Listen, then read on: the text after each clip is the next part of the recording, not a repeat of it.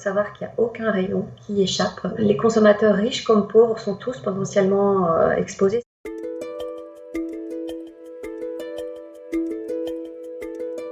Dans son livre Manger du faux, pour de vrai, Ingrid Kragle de l'ONG Foodwatch dénonce la fraude alimentaire qui touche nos produits du quotidien.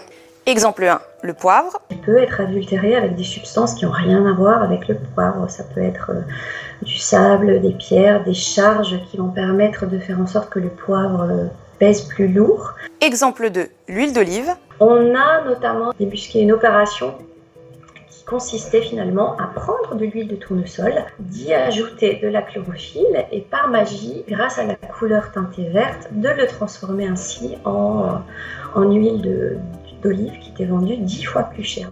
Exemple 3, le thon. Ce thon était avarié. J'ai des témoignages, j'ai des récits. Les personnes qui manipulaient ce thon, il était tellement pourri que les employés avaient les mains qui piquaient, qui brûlaient, tellement il était dans un état de décomposition avancé. Eh bien, ce thon était trempé dans des additifs qui lui permettaient de retrouver sa couleur rose extrêmement alléchante et puis était très naturellement remis sur le marché et partait dans la chaîne alimentaire. Mais de nombreux autres produits sont touchés par cette fraude. Un vendeur de volailles sur deux triche, notamment sur les labels de qualité fermier.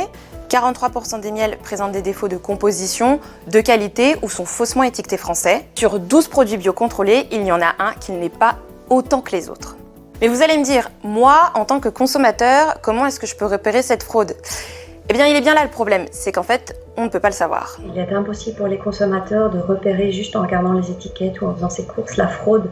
Il se peut très bien qu'un produit vous indique qu'il est ceci et en réalité il est cela. Et nous, on n'est pas armés. Moi, je ne sais pas reconnaître à l'œil nu une tomate qui vient d'une serre hollandaise ou d'une serre espagnole, d'une tomate qui a poussé sous le soleil du sud de la France. Or, c'est le genre de fraude qui existe en fait. Il y a eu des tonnes de tomates qui ont été vendues dans nos supermarchés comme françaises et qui en réalité venaient de très loin et qui étaient beaucoup moins chères. Nous, on a payé le prix fort et cher en pensant acheter local et à encourager des agriculteurs français et c'était pas du tout le cas. C'est pour ça que l'association lance une pétition pour exiger des autorités davantage de transparence. Quand les agences françaises de contrôle vont les choper, elles ne vont pas nécessairement communiquer sur ça, c'est-à-dire qu'on ne sait pas finalement, nous consommateurs, si on en a mangé, si on en a acheté, on ne sait pas quelles sont les marques, les produits, les lieux de vente, les quantités. C'est quand même extrêmement opaque et c'est pour ça qu'on parle chez Foodwatch d'un tabou, c'est sciemment occulté.